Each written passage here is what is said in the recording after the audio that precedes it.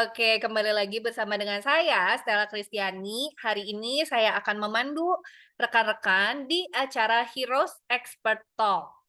Oke, ini eh sebelum kita mulai ya. Wah, ini pagi, iya pagi ya, semangat nih. Mungkin udah lihat ya kostum saya hari ini. Udah olahraga banget belum nih? Hari ini temanya ada yang berbeda ya dibanding sebelum-sebelumnya.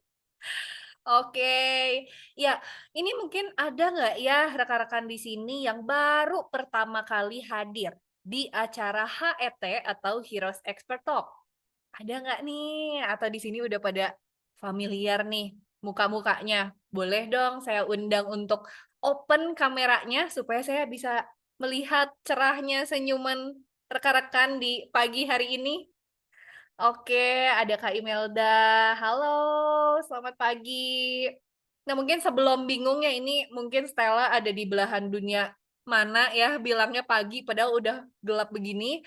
Nah, ini ada filosofinya nih. Kalau di Heroes Group, kita mau pagi, siang, sore, malam selalu menyapanya itu semangat pagi supaya kita tetap semangat, kita ada kekuatan baru ya, ada apa ya, ya semangat gitu menghadapi setiap peluang yang ada sampai malam juga ada peluang ya di sini. Mungkin teman-teman ada yang baru closing madu ya. Oke, iya ini ada Kak Iis ya, ada saya ya sampai kehabisan ya. Oke, iya seru banget ya. Nah, sebelum kita mulai, izinkan saya memperkenalkan, perusahaan kita tersayang ya, yang sudah mensponsori setiap minggunya, mengundang berbagai pembicara profesional untuk membagikan ilmu nih kepada kita semua secara gratis. Ya, rekan-rekan di sini join, Zoom ini free kan ya, tidak dipungut biaya kan ya. Nah, maka dari itu kita kenalan ya dengan, perusahaan sponsor acara ini, yaitu PT HDI. Nah, saya ucapkan selamat, datang dan, selamat bergabung ya untuk rekan-rekan di sini, welcome to HDI family. Kita ini dari Heroes Group.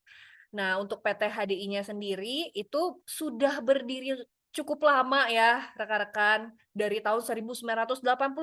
Berarti usianya udah 30 tahunan ya. Dan awalnya ini berdiri di Singapura, saat ini melebarkan sayap hingga ke Malaysia, Hong Kong, Indonesia, dan juga Makau. PT HDI ini bergerak di bidang distribusi produk kesehatan dan kecantikan yang berfokus pada produk perlebahan. Seperti kita bisa lihat, ini ada gedung pusat kami yang ada di Menteng, di Jakarta Pusat. Nah, ini arsitekturnya seperti sarang lebah ya. Ini karena produk-produknya sendiri meng melibatkan ya, para lebah-lebah gitu. Dan saat ini kita sudah ada lebih dari 130 kantor cabang di Indonesia dengan total 2,7 juta anggota. Wah, banyak banget ya. Dan tentunya untuk, produk-produk dan juga perusahaannya sendiri, kita sudah punya banyak sertifikasi dan juga memenangkan berbagai penghargaan. Beberapa di antaranya, semua produk kita itu sudah tersertifikasi halal dari MUI dan juga, sudah ada surat izin edarnya ya dari Badan POM.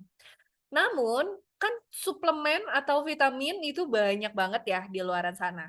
Yang membuat saya yakin dan bangga gitu sama produk-produk HDI. Produk-produk, HDI itu mayoritas sudah tercantum di buku MIMS atau MIMS. Di sini ada drug reference ya.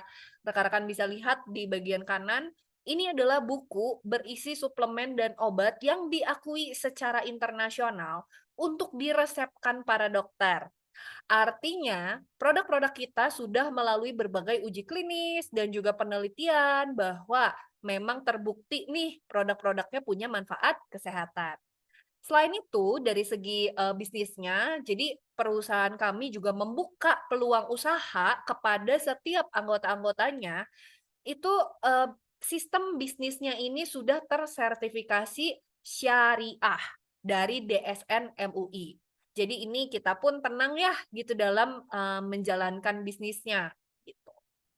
Nah, selain itu perusahaannya juga sudah tergabung di dalam Apply dan, sudah memenangkan berbagai penghargaan baik di nasional maupun internasional nih, rekan-rekan bisa lihat.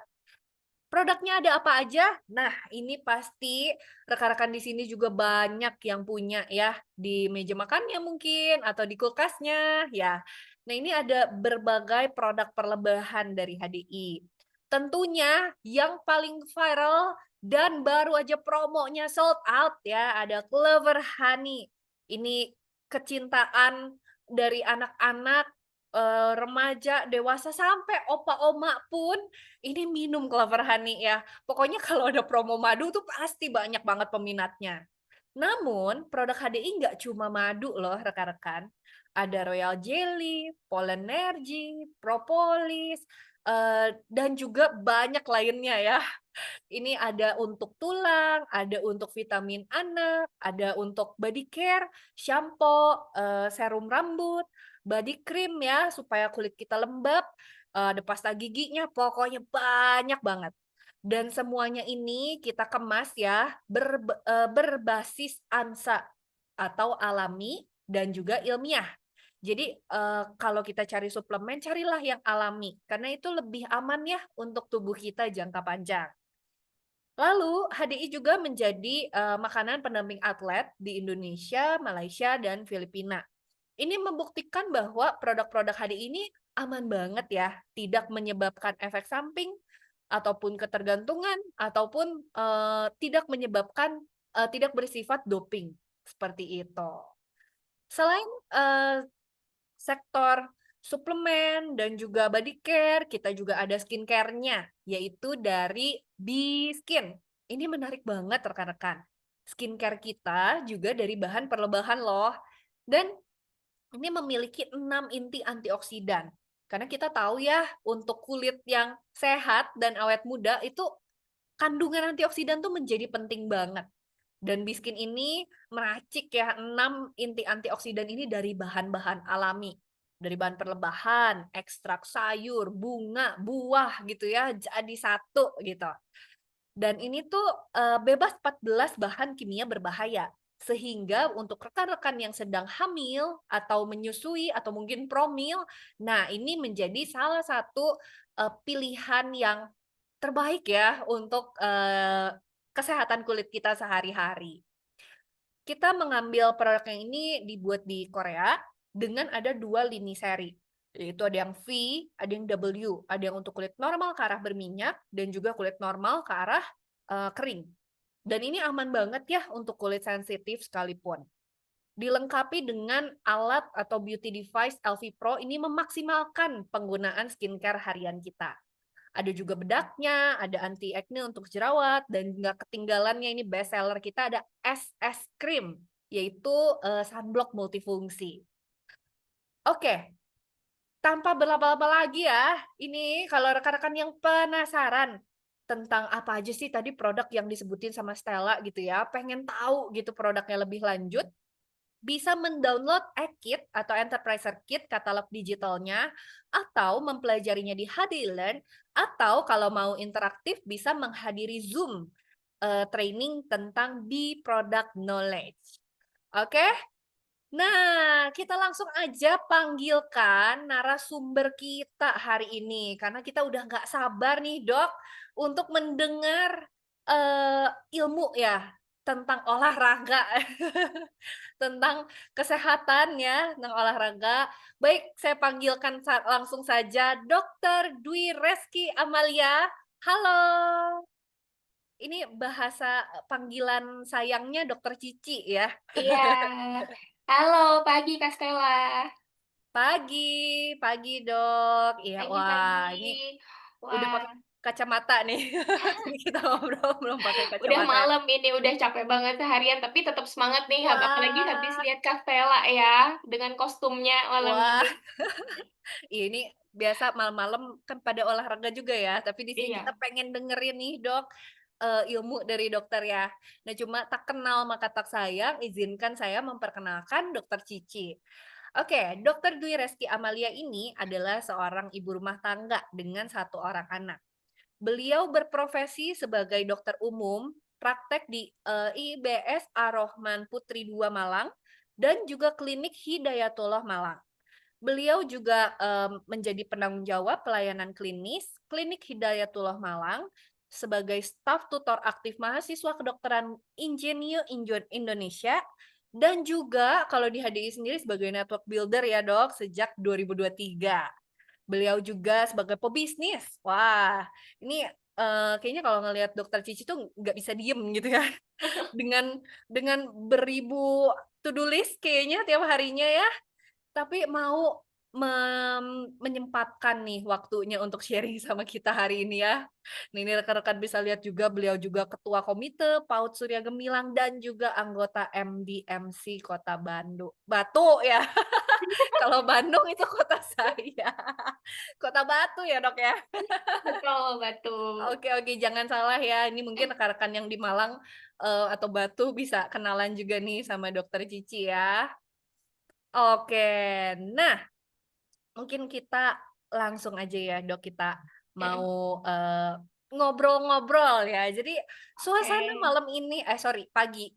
Pagi, iya Suasana ingat pagi pagi ya. ini kita bawa santai aja ya rekan-rekan ya. Mhm, Jadi rekan-rekan kalau punya pertanyaan itu boleh langsung, di-chat aja di di-chat kolom aja ya. chat. Lalu kalau misalnya mau menanggapi ya dari, percakapan saya dengan Dokter Cici juga boleh langsung, di kolom chat. Oke? Siap semuanya? Oke. Nah Dok, ini ya saya udah Mhm, pakai kostum nih olahraga. Sedikit info ya, saya tuh gak suka banget olahraga aslinya. mmm, Dari kecil nilai olahraga saya tuh paling jelek. mhm. Tapi kalau melihat tren ya, Dok, ya, makin ke sini kayaknya tuh di mana-mana orang olahraga gitu. Olahraga, Kayaknya ya bener, heeh, buka Instagram gitu ya, kayak story orang tuh olahraga ya, bikin heeh, bener reels bener, gitu olahraga. Kayaknya kalau kita lihat makin ke sini tuh trennya tuh memang orang tuh lebih sadar, mhm, penting nih jaga kesehatan, selain betul, menjaga dari makanan, penting nih aktivitas fisik gitu ya. mhm, Sehingga saya pun tuh jadi ketularan gitu, awalnya mhm diajak mhm, sama saudara cuma jadi ketularan kayak, "Ayo, kita olahraga," gitu ya, kalau saya badminton gitu yang masih mhm, aktif gitu. Nah, cuma saya juga lihat sekeliling, kayak kalau di Kota Bandung sendiri nih, ada banyak gym baru mhm dibangun, itu mhm mereknya, brand-nya macem-macem, promonya macem-macem. mhm, Terus lapang olahraga juga nggak kalah, makin banyak di makin mana-mana. banyak, iya bener bener, Nah, terus ada juga ini nih yang ngetren ya, kontes atau event-event lari, mhm, balapan sepeda gitu ya. Lari tuh mulai dari yang, 3 kilometer, 5 kilometer, sampai yang naik heeh, gunung gitu ya, Dok, ya. Nah, terus sama ini juga, menarik nih, saya juga penasaran, banyak cabor atau cabang iya iya, olahraga baru. baru ya, Nih, siapa heeh, di sini rekan-rekan yang udah nyobain nih pedal? Wah, lagi mhm, ngetren kan tuh terpedal-pedal, betul. ayo. Ada pilates juga ya kalau nggak salah ya? Betul. Nah, pilates tuh kan Heeh, kayaknya keren banget gitu ya, Dok, heeh, kalau di, Instagram, TikTok gitu ya. Oke. Nah, di sini rekan-rekan boleh dong tulis di kolom chat rekan-rekan ada olahraga apa nih sehari-hari atau, ya semingguan ya, ada olahraga apa nih? Boleh dong di kolom chat. Nggak ada yang olahraga nih? Waduh, ini jadi rekan-rekan, ikut sesi ini kayak supaya terpacu olahraga gitu tertampar kali ya? gitu ya, biar olahraga akhirnya. Oke, aduh maaf ya saya hari ini lagi agak batuk. Nah, oh ini banyak-banyak Dok, ada yang Heeh heeh, yoga, bener. sepedaan, wah jalan kaki ya, Kaki, bener tuh olahraga pilates, juga. badminton. Wih, mantap. Berarti ini bener nih partisipan hari ini cocok nih sama materi yang Mhm, akan dibagikan nih, Dok. betul Nah, betul betul. ya rekan-rekan, sekarang tuh kerasa nggak sih, olahraga tuh bukan jadi hobi doang, tapi kita Mhm, tuh udah jadi kebutuhan gitu. kebutuhan, bener bener banget. Workout tipis pun kayaknya kayak kayak, "Oke harus deh," gitu untuk nabung otot Mhm, istilahnya gitu ya. iya, Nah, betul. tapi nih ya, tapi, di tengah-tengah niat kita semua pengen sehat dengan olahraga, Dok, aku tuh ada ngedenger banyak banget beritanya. Kayak ada, kemarin tuh orang WNI di Mhm, Singapura ikut kontes bukan kontes, apa, event lari gitu ya, heeh. itu sampai KO gitu, sampai meninggal. Loh, kan pengen sehat ya, tapi Iya bener. lari terus sampai meninggal. Terus ada juga atlet nih, badminton ya, terus atlet, taekwondo, banyak banget deh beritanya.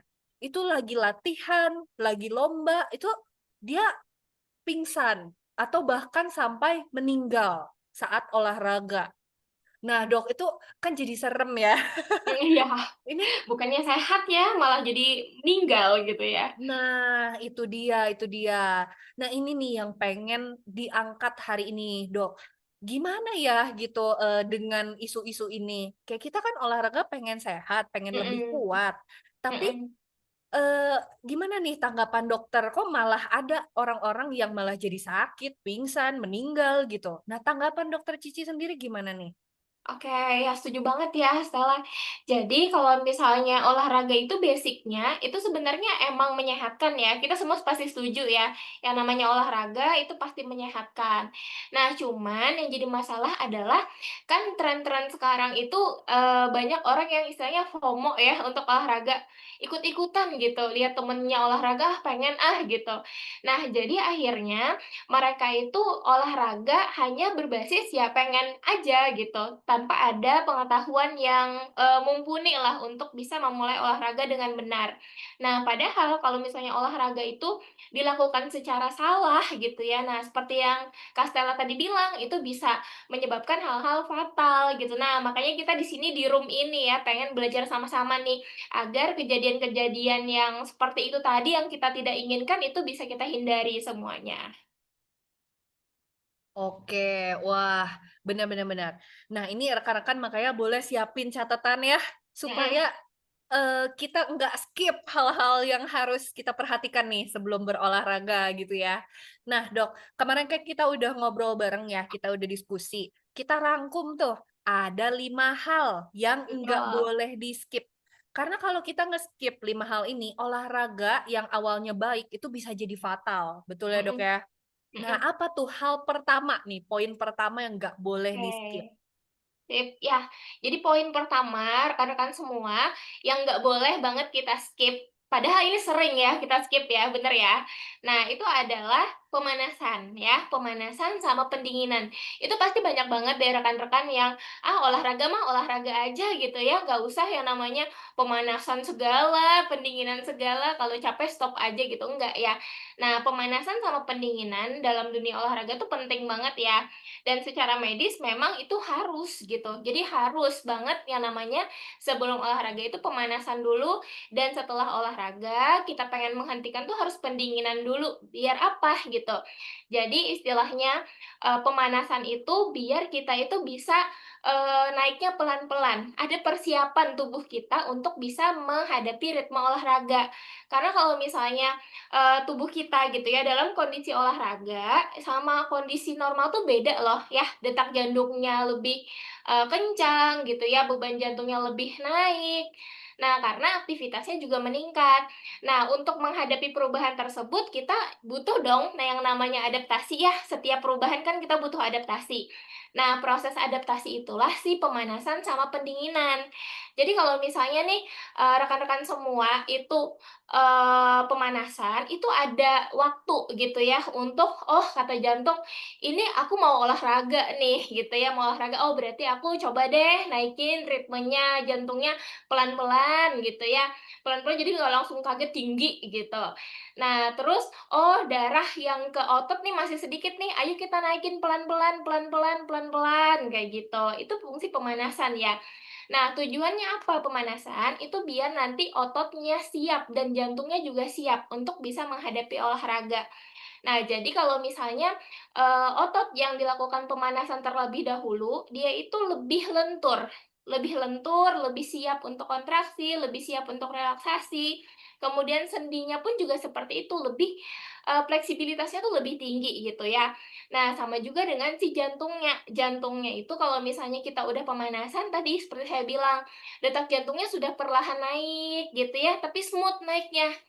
Nah, terus juga pompa jantungnya juga lebih bagus, kayak gitu. Beda kalau misalnya mendadak gitu ya, yang namanya kita juga menghadapi sesuatu yang mendadak kan kaget ya, Kak Stella ya, kaget, Iya, pasti iya. nggak ada persiapan gitu, pasti, kacau gitu. Nah, itu makanya pentingnya yang namanya pemanasan.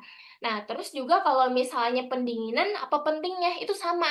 Jadi kita mempersiapkan nih tubuh yang tadi awalnya dengan aktivitas tinggi gitu ya, itu pengen kita istirahatkan, itu kita pengen ngasih waktu nih gitu ya, adaptasi untuk tubuh kita bisa, kembali ke posisi normal. Jadi nanti detak jantungnya pelan-pelan menurun gitu ya, pompa jantungnya juga pelan-pelan balik ke normal, terus aliran darah yang tadi awalnya di-push banget menuju ke jaringan, itu bisa dikembalikan lagi pelan-pelan pelan menuju ke jantung. Jadi tidak tertahan di jaringan, sehingga semuanya bisa tetap normal, gitu.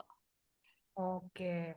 Berarti Oke. istilahnya tuh, persiapan lah ya dan, Mhm, eee, relaksasi setelahnya gitu ya. Itu sama betul. pentingnya dengan olahraganya kali ya, Dok, kalau mau dibilang ya? Betul, iya. Jadi itu bukan bagian pendukung ya, itu salah satu bagian yang juga wajib ya untuk kita lakukan, pemanasan sama pendinginan itu. Nah, bahkan, eee, kalau misalnya bahayanya ya, kalau Mhm. bahayanya orang yang skip pemanasan atau pendinginan itu, yang pertama itu bisa cedera. Cederanya Oh, apa? Karena tadi, sendinya masih kaku, dipaksa gerak ya. Nah, terus mhm. ototnya juga belum siap nih untuk melakukan gerakan. Akhirnya apa? Pasti sakit. Coba deh perhatikan ya, kalau misalnya kita olahraga dengan pemanasan pendinginan yang benar, sama kita langsung olahraga secara kaget gitu ya. Itu nanti after-nya itu pasti nyeri-nyeri sendi, nyeri-nyeri otot gitu ya. Bukannya enak badan setelah olahraga, malah nyeri-nyeri. Nah, bahkan pada kasus yang fatal, itu bisa sampai menyebabkan kematian loh. Ada, serangan jantung mendadak. Karena apa? Karena tadi jantungnya kaget. Yang awalnya dia, nggak siap, itu dipaksa untuk, aktivitas tinggi dengan beban jantung yang berat. Akhirnya terjadi heart attack, gitu, dan bisa berujung ke kematian. Jadi serem ya. Wah, sefatal itu gitu Iya, ya kalau kita padahal melewati itu kayak pemanasan sepele ya, pendinginan. kayak sepele, Iya, tapi iya, itu iya, iya. sebenarnya adalah step yang penting. Wah, oke, oke, Tuh. oke. Oke, noted ya rekan-rekan ya, Mhm. di notes nih, ini penting banget poin pertama. Nah, Dok, terus kalau gitu poin keduanya apa nih yang, kita juga nggak boleh skip Oke, selain kalau pemanasan dan pendinginan?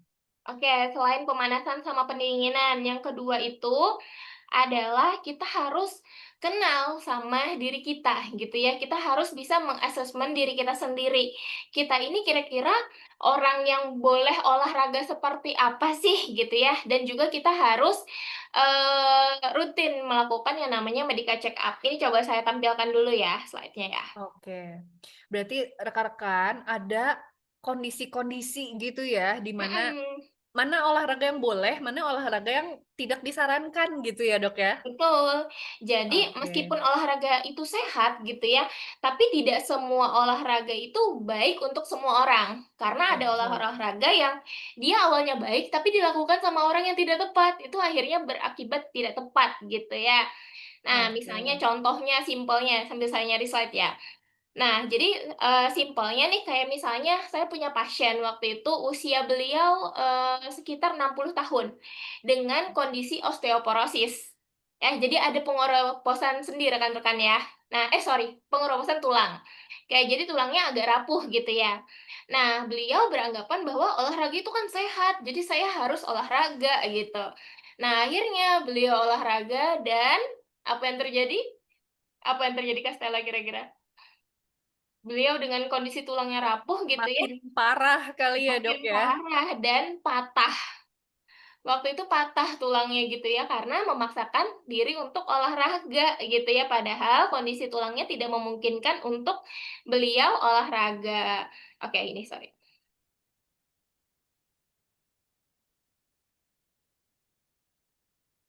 Oke, Oke. maaf ya. Nah, jadi ini teman-teman ya, ada kondisi yang tidak dianjurkan untuk berolahraga berat ya. Jadi yang pertama nih, penyakit jantung aktif atau tidak terkontrol.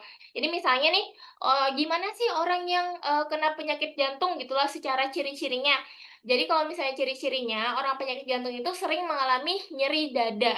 Nah, nyeri dadanya itu cuma spesifik ya. Jadi nyeri dada itu ada nyeri dada yang kardiak sama non kardiak. Artinya yang disebabkan sama jantung, sama yang tidak disebabkan sama jantung dan itu berbeda. Kalau misalnya dia disebabkan oleh jantung, nyeri dadanya itu biasanya, terasa seperti ditindih beban yang sangat berat gitu ya, biasanya dominan di dada sebelah kiri, kemudian ada penjalaran, itu khasnya.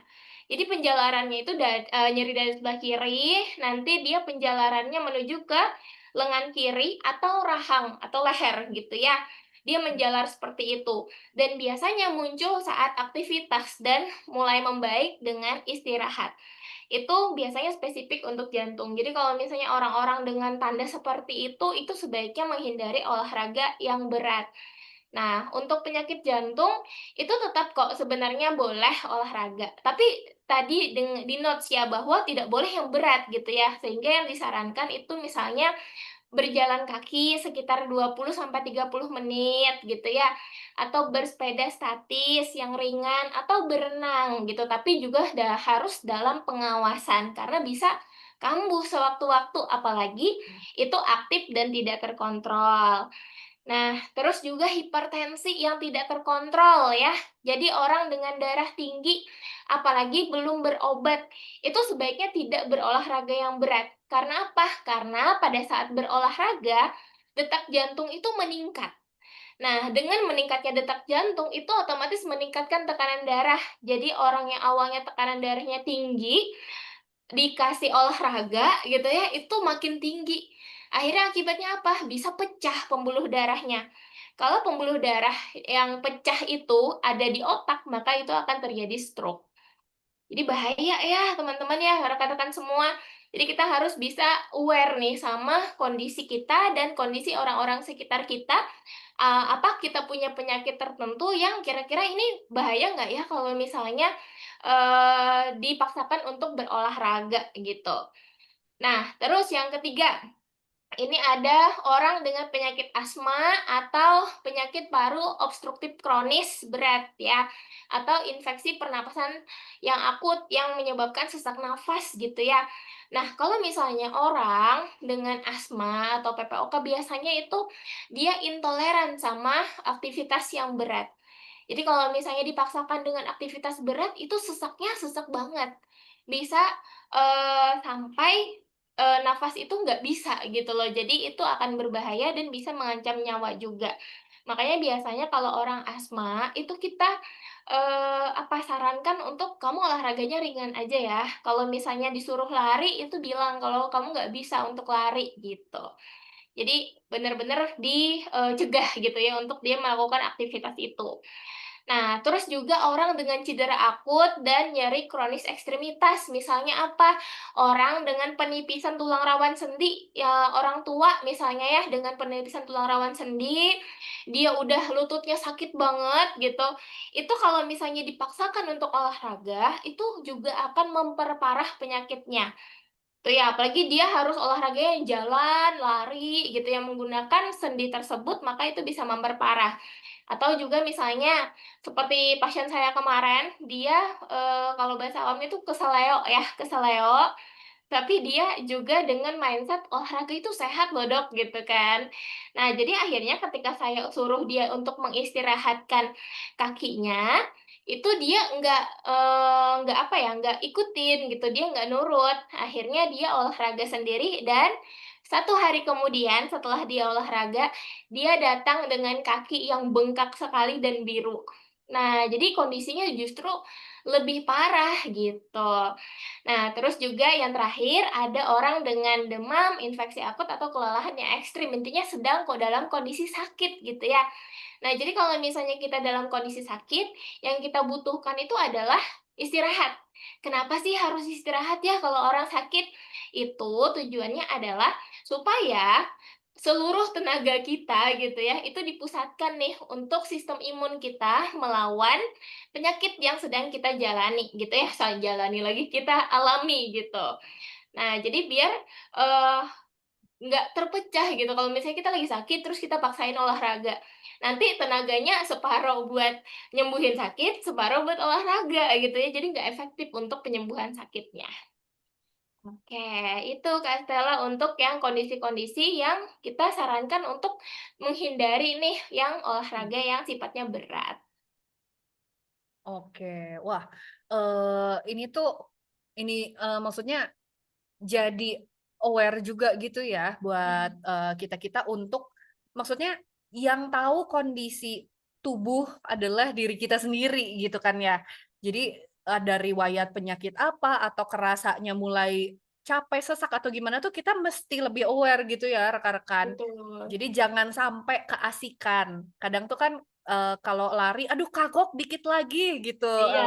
mungkin sekilo lagi atau 2 kilo lagi, jadi kayak memaksakan diri. Atau Mhm, badminton kan seru gitu ya, atau mhm, basket gitu yang bareng-bareng rame-rame tuh mhm, kayaknya seru gitu, kayaknya, aduh tanggung gitu, dikit lagi mhm. game gitu. Nah itu tapi harus aware gitu sama kondisi masing-masing ya. Oke, oke, oke. Wah, nah, kalau gitu, misalnya nih Dok, Mhm, kan kalau, kita baca gitu ya, banyak banget tuh yang kolapsnya tuh karena penyakit jantung, mhm, pas lagi olahraga gitu ya. betul. Nah, penyakit, jantung ini kan memang mendadak gitu ya, tiba-tiba Iya, gitu. Nah, ini mungkin kita gitu yang posisinya masih sehat gitu, atau mhm. mungkin tadi udah ada riwayat cuma ya nggak sampai sakit jantung juga gitu. Nah, kapan sih gitu kita mesti lebih aware gitu sama resiko penyakit, jantung ini gitu? Oke. Nah, jadi sebenarnya untuk, penyakit jantung itu sendiri itu punya faktor risiko ya. Sebenarnya semua penyakit itu punya faktor risiko. Dan itu kalau misalnya kita itu yang masih sehat gitu ya, kita bisa mengidentifikasi kita punya faktor risiko nggak sih untuk bisa menderita penyakit itu gitu ya. Ya, Nah, jadi untuk spesifik nih untuk penyakit jantung karena ini memang ya yang paling sering terjadi saat iya. olahraga. Karena, yang namanya olahraga itu beban utamanya di jantung ya, jantung yang bekerja Oke. ekstra keras gitu untuk memenuhi, kebutuhan tubuh saat olahraga. Makanya yang sering terjadi adalah serangan jantung.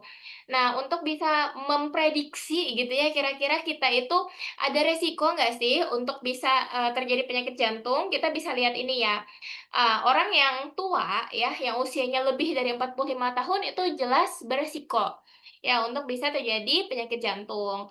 Nah, kemudian riwayat penyakit jantung pada keluarga, jadi kalau misalnya kita ini, punya misalnya keluarga dekat, misalnya orang tua atau kakek gitu ya, atau saudara gitu ya, yang punya penyakit jantung, itu, ada peningkatan resiko untuk kita juga menderita penyakit yang sama gitu ya, jadi ada faktor genetik di sana. Nah, terus juga ada penyakit penyerta lain nih ya, yang, teman-temannya penyakit jantung ya, mereka itu sekawan sebenarnya. Jadi teman-temannya penyakit jantung itu ada diabetes atau kencing manis ya, terus ada hipertensi atau darah tinggi, ada hiperkolesterol ya, kolesterolnya tinggi, suka makan lemak-lemakan gitu ya, dan juga obesitas ya atau kegemukan. Nah, terus juga ada faktor yang disebabkan oleh, habit gitu ya. Habitnya suka merokok, kemudian, suka mager ya. Hati-hati nih yang Wah, mager ya. Inactivity itu juga salah satu faktor risiko untuk terjadi penyakit jantung. Nah, terus juga orang yang suka makan junk food ya. Nah, yang suka makan yang tinggi lemak gitu ya, trans fat-nya itu banyak, tepung-tepungan semuanya, nah itu dibabat habis gitu ya, nah itu juga bisa beresiko penyakit jantung. Nah, terus yang juga faktor risiko eee, dan bisa, apa namanya, menjadi faktor risiko itu adalah stres ya. Kita kadang-kadang nggak bisa sadarin ya, kita nggak bisa sadarin stres tersebut, jadi ini, jadi apa ya, jadi kayak silent killer gitu. Kita stres, kita Oke. biarin gitu, tapi akhirnya ini jadi salah satu faktor risiko untuk penyakit jantung. Mama, Oke. aku selesai apa? Iya Oke, ada ini ya, ada intermezzo. iya, nggak apa-apa. Nah, begitu ya, rekan-rekan. Jadi, mmm, ini boleh rekan-rekan screenshot juga ya gitu dan untuk pengingat juga mungkin ada, orang tuanya atau adiknya atau kakaknya atau saudaranya gitu yang ada poin-poinnya nih di slide ini juga bisa menjadi pengingat nih. Oke. Nah, eee, selain itu nih Dok, gimana sih untuk meminimalisirnya gitu? Kan tadi oke, lebih aware dengan resiko penyakit jantung. Nah, untuk meminimalisirnya ada nggak nih caranya? Sorry masih di-mute, Dok. Masih oke, sorry. Nah, ada banget, Kak Stella. Jadi kalau misalnya kita punya faktor resiko ini, kita bisa kok meminimalisir dengan melakukan yang namanya medical check up. Jadi kalau misalnya kita udah punya beberapa faktor resiko gitu ya, nah itu saran saya lebih baik gitu ya, kita mencoba merutinkan yang namanya medical check up. Nah, biar Oke. apa? Biar kita bisa tahu kondisi kita secara lebih dini. Nah, jadi minimal ya untuk, medical check up itu untuk usia 20 sampai 40 tahun, kita lakukannya setiap 1 sampai 3 tahun sekali. Nah, tapi kalau misalnya udah usianya lebih tua ya, misalnya di atas 40 tahun, itu lebih sering. Jadi setiap 1 sampai 2 tahun sekali, atau kalau misalnya nih menurut dokter ini beresiko banget nih gitu ya, itu bisa lebih sering biasanya. Jadi bisa per 6 bulan sekali gitu ya, bisa per 3 bulan sekali. Mmm, Gitu. Nah, terus untuk medical check up ini apa aja sih yang dilakukan gitu ya pemeriksaannya? Jadi pemeriksaannya itu, ada pemeriksaan fisik ya, tentu kita akan ukur tekanan darah, kemudian berat badannya untuk mengetahui ini kelebihan berat badan atau tidak gitu. Dan juga pemeriksaan lainnya, misalnya pemeriksaan jantung gitu ya, apakah ada suara jantung yang tidak normal dan lain-lain. Nah, terus bisa cek lab juga, cek darah ya. Nah, cek darah itu nanti kita bisa lihat kolesterolnya gimana, gulanya gimana, fungsi ginjalnya gimana, gitu. Nah, terus juga tes urin itu kita bisa mendeteksi untuk penyakit ginjal, misalnya apakah ada, protein yang lolos nih di urin, oh berarti ginjalnya bermasalah, atau ternyata terdeteksi gula di urinnya gitu ya. Nah, itu bisa mengarah ke diabetes. Nah, terus juga pemeriksaan yang ketiga itu ada treadmill test ya. Jadi kita, eee, dikasih apa ya, semacam tes, jadi kita di sana berjalan statis ya, berjalan statis dengan kecepatan tertentu. Nah, itu nanti dilihat bagaimana respon jantung kita gitu ya. Kalau misalnya orang sehat tentu bisa dong melakukan itu, tapi pada orang dengan, penyakit jantung nanti akan terpicu ya untuk, ketika dikasih beban sekian nanti dia akan, muncul gejalanya, seperti itu. Nah, terus juga pemeriksaan jantung, itu ada yang paling sederhana namanya elektrokardiografi atau EKG, itu kita bisa melihat ya, kelistrikan jantung, kemudian juga ada kita bisa melihat, gambaran jantung secara holistiknya itu dengan ekokardiografi maupun CT scan jantung. Jadi nanti untuk pemeriksaan-pemeriksaan ini, dikonsultasikan ke dokter ya. Kita di rumah sakit itu ada yang namanya, medical check up. Dan itu memang biasanya kita akan diarahkan sama dokternya, boleh, kita sarannya periksanya ini, kayak gitu. Itu semuanya disarankan sama dokternya, tergantung faktor resiko yang kita punya. oke. Oke. Wah, udah lengkap banget ya rekan-rekan dari penjelasannya ya. Oke oke oke. Nah, eee, kalau gitu apa nih, tadi tadi kan poin ketiga oke, sorry poin kedua ya. Mhm, Nah poin kedua, kita mesti, pentingnya ya medical check up dan juga, self health assessment gitu ya, nyadar diri istilahnya ya, mhm. ada riwayat penyakit apa, keturunan dan segala macamnya gitu ya. Nah, lalu untuk poin selanjutnya apa nih, Dok, yang nggak boleh di skip lagi? Oke, nah untuk poin ketiga itu kita nggak boleh skip yang namanya hidrasi dan nutrisi yang cukup gitu ya. Karena kadang-kadang ini ke-skip, Kak Stella. Kenapa? Mmm. Karena, kalau misalnya kita lihat teman-teman kita ya, yang FOMO-FOMO itu rata-rata mereka olahraga motivasinya apa? Pengen kurus. Iya, Ya, benar benar benar. ya kan? Pengen kurus, pengen diet, Benar, makanya olahraga gitu ya. iya Sehingga benar. biasanya, mereka olahraga, tapi juga melakukan yang namanya defisit kalori ya.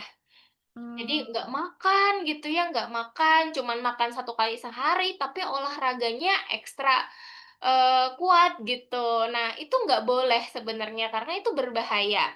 Nah, terus juga kadang-kadang kalau misalnya olahraga itu sering skip minum ya, kayak, lagi lari gitu ya, "Ah, males ah, berhenti buat minum," gitu ya, lanjut aja gitu. Nah, itu juga berbahaya karena bisa menyebabkan yang namanya dehidrasi. Coba kita bahas lebih lanjut ya. iya iya. Nah, jadi kalau misalnya nih, eee, nutrisi sama hidrasi itu penting sekali. Kenapa? Karena itu yang bisa bikin tubuh kita bisa tetap bekerja optimal gitu ya. Intinya mereka itu pondasi lah. Kalau misalnya pondasinya aja nggak bagus gitu ya, nutrisi tubuh, kebutuhan tubuh aja nggak dipenuhin, kita nuntut tubuh untuk bekerja ekstra keras itu justru akan menimbulkan, hal yang bahaya gitu. Nah, Mmm, kalau misalnya kekurangan nutrisi, itu bahayanya apa? Jadi nih misalnya, orang gitu ya olahraga, tapi dia nggak makan karbo. Dia nggak makan karbo sama sekali. Padahal karbohidrat itu dia adalah sumber energi utama kita gitu ya. Nah, itu nanti dia akan bisa lemas mendadak mmm, dan gulanya bisa turun banget dan bisa sampai pingsan ya atau kondisi hipoglikemi gitu ya kita sebutnya. Nah, terus juga kalau misalnya, dia nggak konsumsi protein sama sekali, misalnya dia vegetarian gitu ya. Nah, itu juga akan berpengaruh karena pada saat, olahraga itu untuk kita menambah massa otot, kita kan olahraga pengennya menambah massa otot, mengurangi massa lemak ya, gitu. Nah, kalau misalnya kita olahraga, tapi kita itu nggak ada konsumsi protein sama sekali, sedangkan si, otot itu terbuatnya dari protein loh, gitu. Jadi yang ada, si lemaknya terbakar, si, ototnya nggak nambah, bahkan terancam untuk menyusut.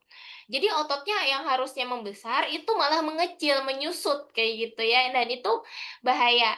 Ketika otot itu menyusut, nanti dia akan mempengaruhi kemampuan pergerakan seseorang. Karena kalau kita bergerak ya kita ototnya harus kuat ya, gitu.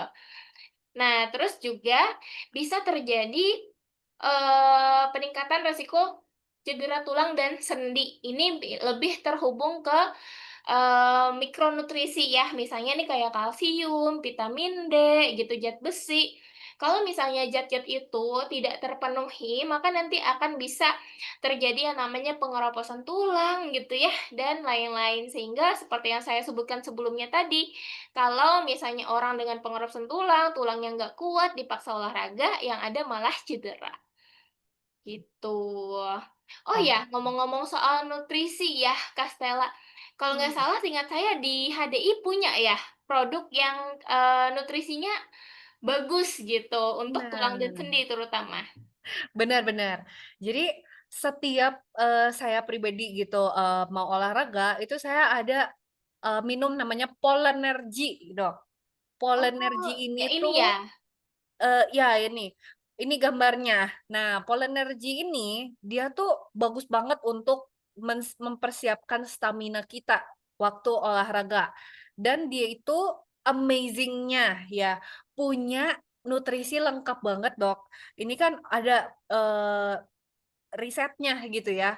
Ini nutrisinya lengkap banget, rekan-rekan mau cari vitamin apa, mineral apa, tadi ya protein gitu juga ada semua di dalam Polen. Terus menariknya polen ini juga dia bahannya tuh alami dari bee pollen atau serbuk sari bunga. Jadi memang kita tuh konsumsi polen ini tuh seperti kita makan makanan bergizi yang gizinya lengkap gitu. Jadi ini superfood bukan yang bahan-bahan kimia sintetis gitu, Dok. Nah ini aku selalu minum nih polen. Nah, kalau Bone and Joint Health ini khusus buat tulang dan sendi. Biasanya, ini aku ada minum juga, cuma yang lebih rutin yang Polen sih. Aku lebih kasih Bone and Joint ini tuh untuk, tanteku gitu yang udah lebih berumur. Mhm Dia sendinya udah mulai nggak enak gitu, tapi masih pengen jalan-jalan gitu ya. Terus, mhm. atau tadi seperti kasus yang, Dokter Cici sampaikan, kayak orang-orang yang udah osteoporosis atau mungkin nyeri sendi gitu. Nah, ini cocok banget nih rekan-rekan untuk, minum Bone and Joint setiap hari. Karena ini sudah mengandung berbagai nutrisi yang memperlengkapi, tulang dan sendi kita supaya sehat nih. Karena olahraga pasti ada hubungannya sama tulang dan sendi kan ya, gitu. Betul, mhm. Ini Kak Stella, ini kan namanya Polinergy ya, berarti dia ngasih energi ya. Kadang-kadang Betul. orang-orang itu kalau misalnya nyari energi untuk olahraga, itu larinya ke, minuman berenergi ya. Mmm, Nah, iya ini iya iya. sama nggak sih sama minuman berenergi itu atau beda? Nah, ini beda, Dokter Cici sama rekan-rekan bisa cek dari kandungannya, itu kita kandungannya alami. Kalau minuman energi kan kadang-kadang ya, kita habis minum tuh jantungnya suka deg-degan gitu, Oh, kayak iya ya, benar benar berdebar. benar. Itu tuh seperti energinya tuh dipompa secara paksa mungkin ya Mmm, gitu, mhm. tapi kalau Polen ini tidak menyebabkan, jantung berdebar gimana gitu, enggak gitu, tapi dia ini akan meningkatkan energinya dengan cara memberikan asupan nutrisi yang lengkap. Istilahnya kayak kita punya sel-sel tubuh, lalu dikasih makannya itu bergizi, maka sel-sel tubuhnya jadi seger gitu, jadi Mmm, bertenaga gitu. oh, Makanya bukan ini dipaksa kerja gitu ya? iya iya, Mhm, makanya ini rekomen banget sih buat, mhm mhm. kita minum, apalagi yang suka olahraga ya, gitu. Betul. Ini Mhm. saya lihat juga kandungannya lengkap banget ya, yang Bone, and Joint Health sama Polinergy ini. Betul Bahkan di betul. yang, Bone and Joint Health itu ada vitamin D-nya ya, terus juga ada glukosamin di mana, di Nah, medis biasanya kalau orang-orang dengan, penyakit sendi itu kita resepin glukosamin dan ternyata juga ada ah, di sini ya, si iya betul banget glukosaminnya. dong.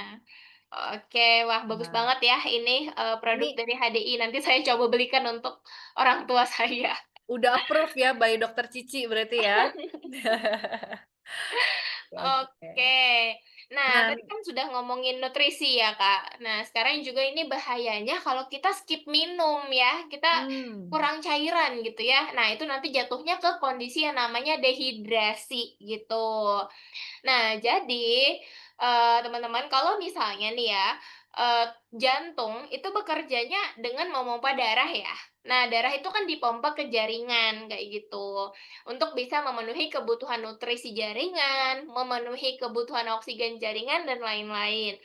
Nah, ketika kita berolahraga, itu kebutuhan nutrisi jaringan, kebutuhan oksigen, dan lain-lainnya itu meningkat gitu ya, sehingga jantung harus bekerja ekstra keras.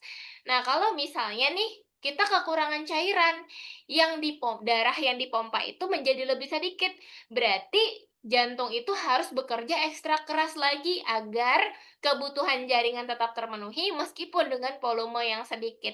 Dan itu juga bisa meningkatkan ya, sekali lagi meningkatkan resiko terjadinya serangan jantung. Nah, jadi ujung-ujungnya ke jantung lagi ya, nggak pemanasan ke jantung, dehidrasi juga ke jantung, kayak gitu. Nah, terus juga kalau dehidrasi jelas ya, karena yang, volume akhirnya menuju darah yang menuju ke jaringan menurun, oksigen yang menuju ke jaringan menurun, kalau jantungnya udah nggak sanggup lagi gitu ya, maka nanti akhirnya, ototnya jadi lemas dan terjadi penurunan performa. Jadi yang awalnya pengen ngejar target gitu ya, nggak boleh minum nih, kita terus aja gitu. Itu akhirnya malah jadi lemas di ujung-ujung gitu. Nah, terus juga kalau orang, skip minum itu rentan terjadi yang namanya hipertermia ya. Jadi tubuhnya terlalu panas gitu karena regulasi suhu tubuh yang dimediasi sama air itu, tidak bisa berjalan dengan baik. Dan juga bisa menyebabkan kram otot ya, karena untuk bisa menjaga otot itu tetap baik, tidak terjadi kram, itu harus elektrolit kita tuh stabil dan tentu airnya pun juga harus stabil gitu ya, agar menjaga hemostasis itu. Oke, gitu oke. ya. Mhm, Wah, udah lengkap banget nih. udah. Nggak apa-apa Dok, langsung aja. Oh, langsung Ini aja. ini udah di-spill ya.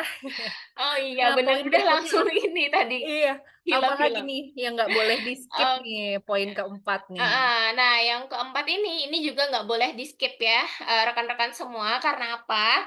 Karena, dengan teknik yang benar, maka olahraga kita akan menjadi bermanfaat. Nah, sebaliknya Oke. nih ya, kalau misalnya kita olahraganya tadi FOMO-FOMO-an doang ya, asal-asalan doang gitu, asal gerak, "Ah, pokoknya aku olahraga," gitu. Nah, itu nanti malah jadi fatal akibatnya. Nah, di sini saya ada merangkum beberapa gerakan yang biasanya tuh salah gitu. Oh, sorry, ini gambarnya nggak Oke. nyambung ya, harusnya oke, yang harusnya itu, eee, sorry sorry. Nah, ini deh. Oke, nah jadi, ada beberapa gerakan yang kita anggap itu benar, tapi sebenarnya itu salah dan bisa beresiko untuk kesehatan. Nih, contohnya nih, kayak sit up penuh, itu sebenarnya salah ya. Ya, sit up penuh Oh, tuh gimana? Jadi awalnya nih orang berbaring gitu ya, terus dia, sit up-nya sampai kayak gini, sampai langsung nekuk duduk gitu perutnya. ya? Nah, perutnya Mmm, sampai nekuk. Nah, itu kenapa dianggap benar selama ini, karena oh, ini gerakannya lebih maksimal nih, gitu mmm, ya. Nah, berarti nanti otot perutnya jadi lebih cepat untuk kurusnya. Nah, itu salah ya. Karena dengan kita sampai, melakukan gerakan sampai menekuk perut, itu sebenarnya membuat pinggang bawah kita itu ketarik, ya. mmm, Pinggang bawah kita itu jadi sangat ketarik dan itu beresiko untuk bisa menyebabkan nyeri punggung bawah yang kronis, gitu. Dan wah, itu bisa sampai terjadi yang namanya, saraf terjepit. Jadi nggak main-main ya, dari sit up yang salah gitu ya, yang sampai nekuk banget, itu bisa sampai terjadi penjepitan saraf di punggung bawah, gitu. baru Nah tahu loh saya Dok ini. oh iya, Biasanya dari baring-baring sih, kayaknya dulu waktu SD juga diajarinnya dari baring gitu nggak sih? dari baring, tetep dari Iya iya baring iya, Kak Stella, cuman dia cuman setengah bangun setengah-setengah aja. gitu ya, jangan Setengah sampai maju aja. banget gitu ya? Jadi nggak sampai kayak gitu. Kadang-kadang Oke. kan ada orang nih, ini ya, ini kaki, ini perut nih gitu ya, dia sampai kayak gini. Iya iya iya iya Iya, iya. kayak gitu. Itu sit up penuh, itu yang nggak Oke. boleh karena pinggangnya keregang, Oke. gitu. Jadi kita sit up boleh, tapi cuman kayak gini. Nah, habis itu udah, Oke oke gitu oke. ya. Oke, semoga bisa dipahami ya, karena ilustrasinya saya nyari nggak ketemu-ketemu, gitu. Oke oke. Oke. Nah, yang kedua, ini adalah mengunci sendi. Siapa di sini yang kalau sit up itu lututnya dipegangin sama temennya? Saya. Dipegangin, ditekan ke ini ya, ke lantai gitu ya. Iya iya. Nah, itu nggak boleh. Ya, Mmm, jadi harusnya ya biarin dia, apa namanya, tetap bisa menekuk sedikit di akhir gerakan, kayak mmm, gitu. Jadi kalau misalnya, dikunci seperti itu, nanti, beban gerakan itu langsung ke sendi dan juga ligamen yang, mengikat tulangnya gitu ya. Jadi bukan ke otot jatuhnya, sehingga itu beresiko untuk bisa menyebabkan kerusakan pada sendi. Itu ya. Jadi, bagi teman-teman yang dikunci banget, jadi pegangin sih it's okay ya, asal jangan sampai dikunci, sehingga masih bisa oke. memungkinkan si sendi itu sedikit menekuk, kayak gitu. Oke oke. Oke. Oke, terus lanjut lagi ya. Nah, terus nih ada yang menarik leher seperti ini, ya. Iya iya iya iya. Nah, ya kayak gitu ya. Saat sit up misalnya atau, olahraga lain yang butuh kayak gitu ya. Nah, itu juga ternyata adalah gerakan yang berbahaya gitu ya, karena kalau misalnya kita seperti ini, kita bebannya itu di Mhm mhm. leher. Kita Mmm, bebannya di leher, kita menjadikan leher kita sebagai tumpuan gitu ya. Nah, padahal di leher itu adalah organ yang sangat penting dan penuh dengan saraf gitu. Nah, oke. ketika kita melakukan gerakan seperti itu, maka itu nanti, bisa menyebabkan nyeri leher yang kronis. Gitu, karena Oke. saraf di sana terjepit, gitu. Nah, kalau sarannya gimana? Sarannya gerakannya, tangannya boleh di belakang telinga, boleh, gitu ya. Nah, Mmm, yang penting tidak menekan pada bagian belakang leher. oke. Oke, nah selanjutnya ini ya, mengangkat beban terlalu berat dengan teknik yang buruk. Jadi orang angkat beban itu tidak asal-asalan ya.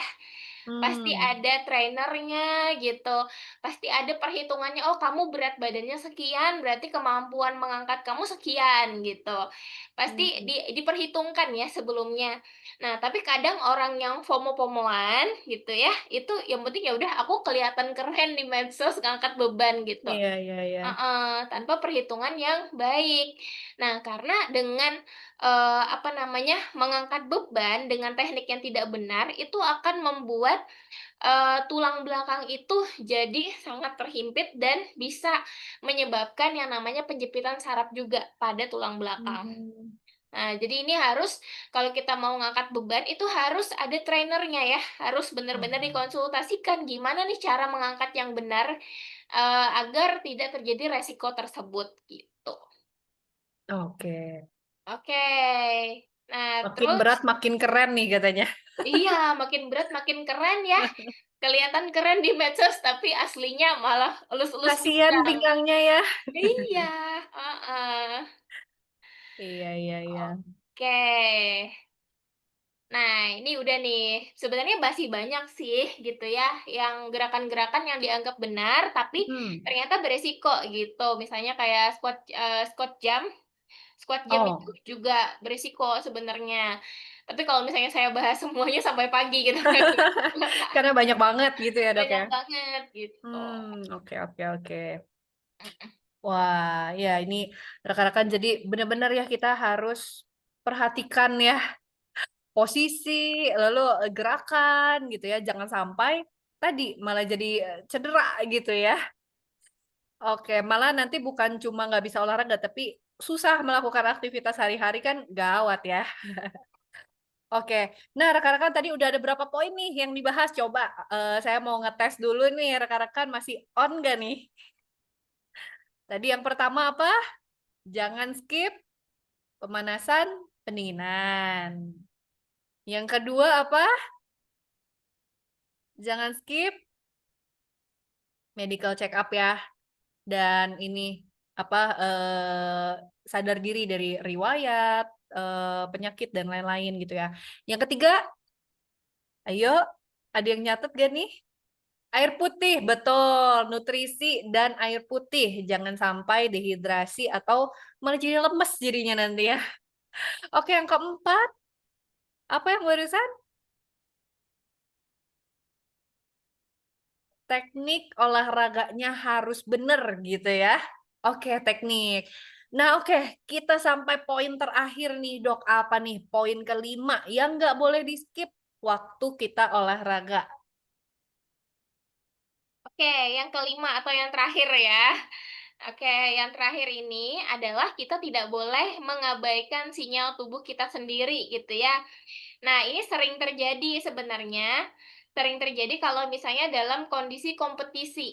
Hmm, Misalnya nih lagi kompetisi badminton ya, Kak, di tengah-tengah nih udah ngerasa kayak ada kecapean atau kok ada nyut-nyut ya di dada gitu. Tapi, "Ah, tanggung banget nih mau menang," gitu. Akhirnya iya. diterusin sampai akhir, nah akhirnya itu berakhir fatal gitu ya. Dan itu sering terjadi di kompetisi, kenapa? Karena ya tadi ada, apa ya, motivasi gitu, ada motivasi untuk bisa Hmm, menyelesaikan, challenge ini dengan baik gitu dan sempurna. Nah, padahal kondisi tubuh itu sudah tidak memungkinkan.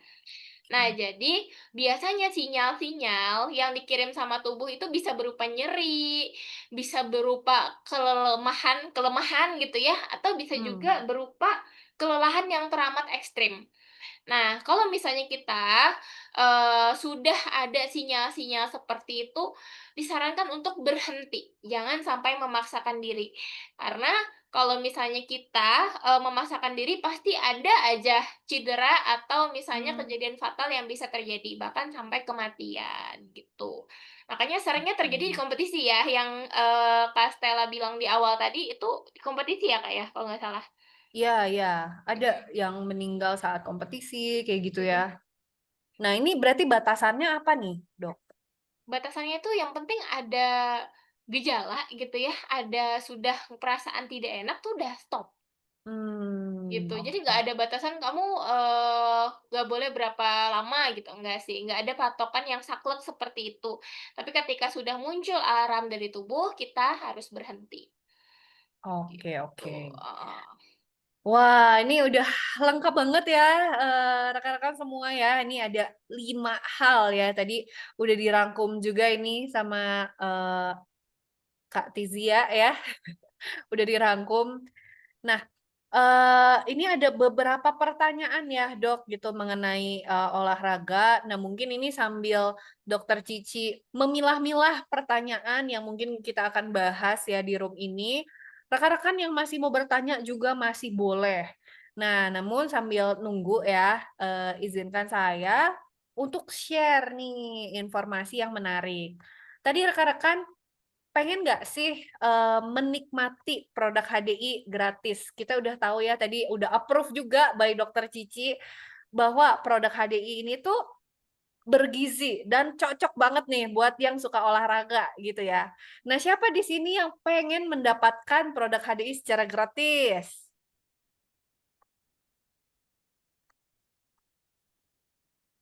Ayo, saya ya. Iya, kalau udah gratis, bonus, cashback, ini udah banyak pasti peminatnya ya. Termasuk saya ya. Nah, ini rekan-rekan ada beberapa benefit kalau rekan-rekan bergabung sebagai member di HDI. Yang pertama sebagai konsumen, rekan-rekan bisa mendapatkan cashback nektar atau diskon belanja istilahnya ya. Dan juga subsidi ongkir ke seluruh Indonesia. Lalu ada juga free konsultasi kesehatan dan juga kecantikan dengan dokter di HDI. Ada promo bulanan dan juga diskon partnership ya. Tadi kalau mau medical check up, nah tunjukin aja kartu member atau ID member HDI ke Prodia karena kita rekanan dengan Prodia gitu ya, dapat diskon lebih besar. Lalu rekan-rekan juga, bisa menjadi seller nih di HDI. Kalau udah suka sama produk HDI, pengen nih, keluarga yang lain, teman-teman yang lain juga merasakan manfaatnya, rekan-rekan bisa mendapatkan komisi 10-15% dengan merekomendasikan atau menjual kembali produk-produk HDI. Lalu rekan-rekan langsung dapat akses ke HDI One, portal bisnis online dan hdi.com ya, online store HDI. Dan, HDI juga membuka kesempatan untuk rekan-rekan yang ingin mengembangkan bisnisnya sebagai networker atau distributor seperti saya dan Dokter Cici gitu ya. Di HDI ini dengan potensi pendapatan ini tidak terbatas, karena di sini kita, bukan cuma jualan pribadi, tapi, berekanan gitu ya, membangun jaringan distribusi dengan komisi 5% dari omset grup. Jadi kita punya, kelompok reseller-reseller istilahnya gitu ya. Lalu ekspansi usahanya mudah dan luas karena kita sudah ada fitur online ya, dan tadi cabang HDI banyak banget. Ada special coaching dan mentoring sehingga orang-orang yang, bukan berlatar belakang kesehatan atau medis, itu juga bisa menjalankan bisnis di HDI. Gimana nih cara untuk bergabung? Mudah sekali rekan-rekan. Biaya registrasinya hanya 50.000. Namun, hari ini aja ya, kalau rekan-rekan, mau bergabung, itu bisa join secara gratis dengan cara mengontak orang-orang yang mengundang rekan-rekan di sesi Zoom pada pagi hari ini ya. Nanti bisa langsung didaftarin online, sekarang lebih gampang lagi cuma 3 menit ya, udah langsung dapet nomor ID membernya. Nah, menariknya kalau kita menjalankan bisnis sebagai networker tuh seperti ini rekan-rekan. Ada potensi pendapatan sampai ratusan juta ini tuh masuk akal. Kenapa? Karena anggapannya seperti ini. Kalau kita setiap bulannya komitmen, setiap bulan kita mendapatkan satu orang enterpriser atau rekan bisnis baru, maka bulan pertama kita akan berdua, ya kan? Misalnya saya mendapatkan saya sharing peluang bisnis HDI dan saya mendapatkan rekan bisnis nih di bulan pertama, maka saya berdua. Nah, saya akan mengajak rekan saya ini untuk melakukan hal yang sama kayak, yuk kita bareng-bareng setiap bulannya kita sharing tentang peluang bisnis HDI, manfaat produk HDI gitu ya untuk kesehatan. dan mendapatkan setiap bulannya itu masing-masing janjian ya, minimal satu orang rekan bisnis baru nih. Maka bulan depannya saya dapat satu, rekan saya sebelumnya dapat satu. Jadi kita berempat ya timnya bulan kedua. Bulan ketiga, 4 orang ini masing-masing sharing dan mendapatkan minimal satu rekan bisnis yang baru, maka dari 4 jadi 8.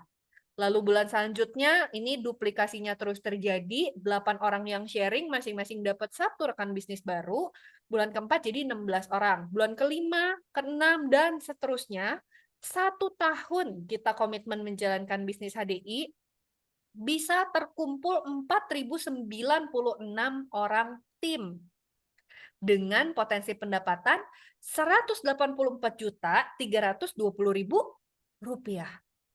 satu bulan. Di bulan ke-12 ya, ini bukan total, tapi di bulan ke-12. Wah, ini angka yang fantastis banget ya.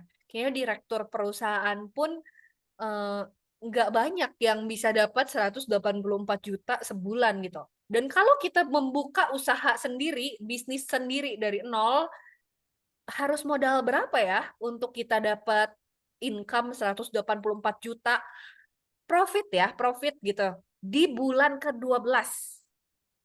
Nah, di HDI modalnya berapa tadi? Gratis ya.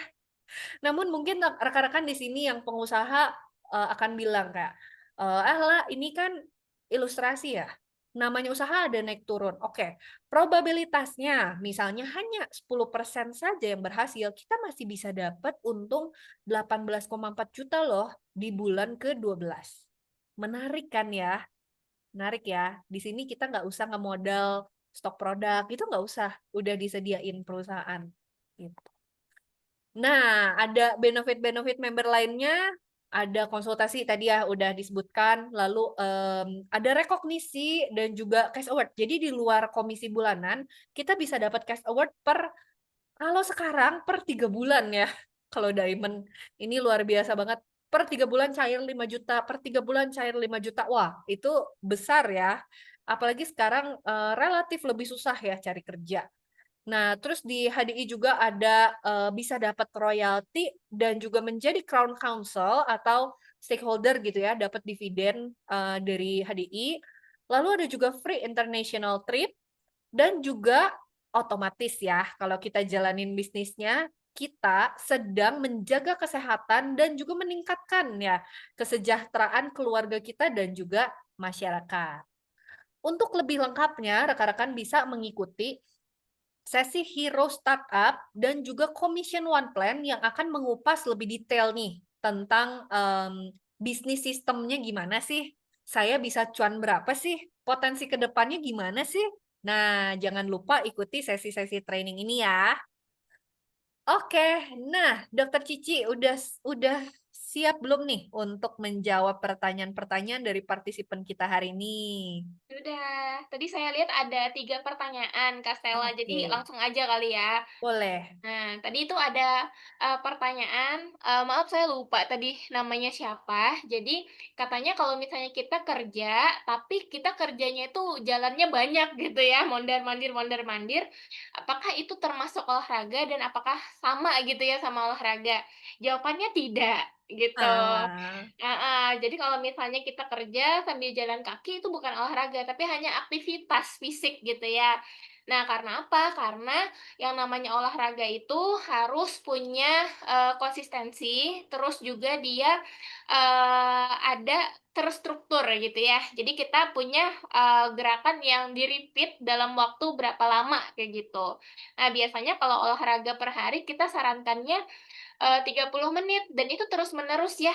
Nah, itu sehingga apa, sehingga kalori yang terbakar itu, sesuai kayak gitu ya, tercapai targetnya. Nah, beda kalau misalnya kita lagi kerja gitu ya, kita jalan bersih-bersih kaki rumah tuh, dong. jalan kaki, nanti stop gitu. Nah, itu nanti, rest, nanti jalan lagi itu tidak akan mencapai, target kita, kayak gitu ya. Karena kalorinya juga nggak akan terbakar kalau seperti itu, karena ada masih jeda-jeda rest-nya, gitu. Kayak bersih-bersih rumah gitu, Dok? Iya, Kan pengen ibu rumah tangga biasa bilangnya, "Ah, pengennya udah sih olahraga." pengennya sih dihitung ya sebagai itu, sebagai olahraga, tapi kenyataannya tidak gitu. Oke. Oke. Nah, terus pertanyaan kedua tadi katanya, kalau misalnya setelah setelah apa, setelah olahraga itu nggak boleh minum ya katanya gitu.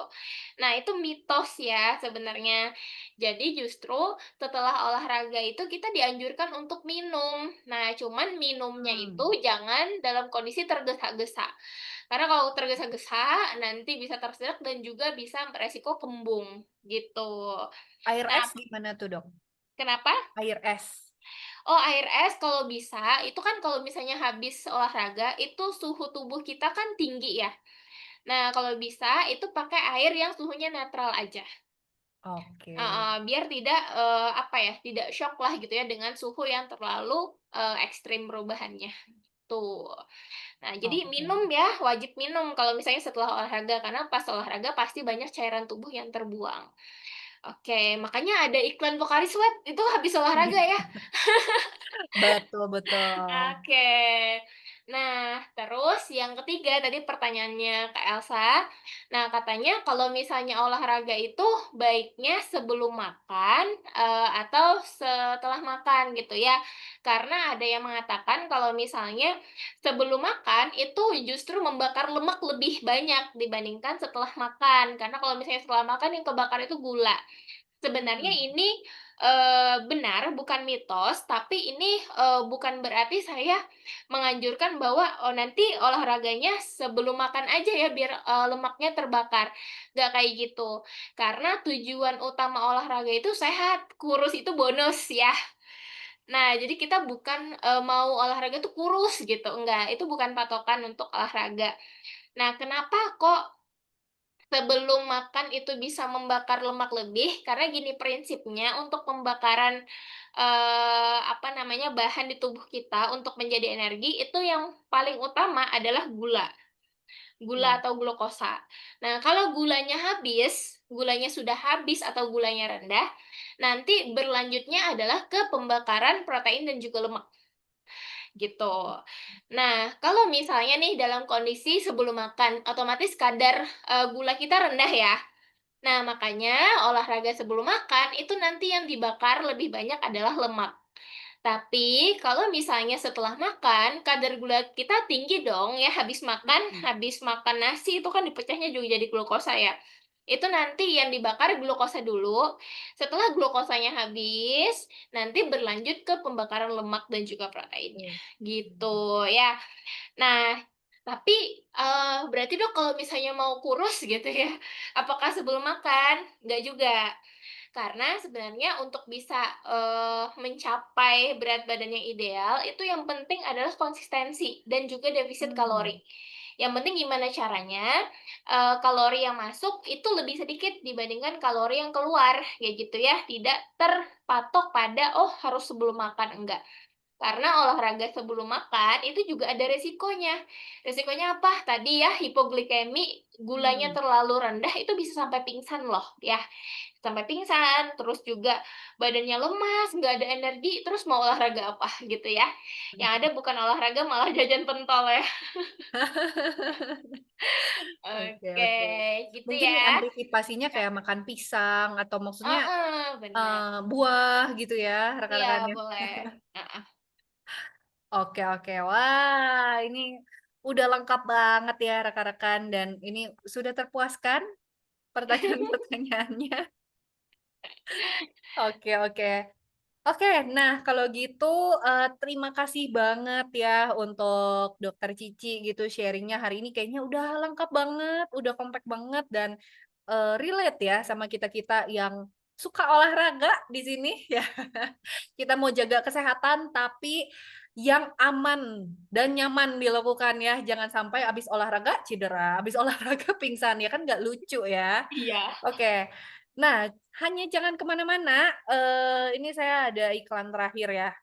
Minggu depan hari Jumat tanggal 30 Mei, ada yang gak kalah seru nih dari HET kita ya. Dan di sini tadi ada pembicaranya juga hadir ya.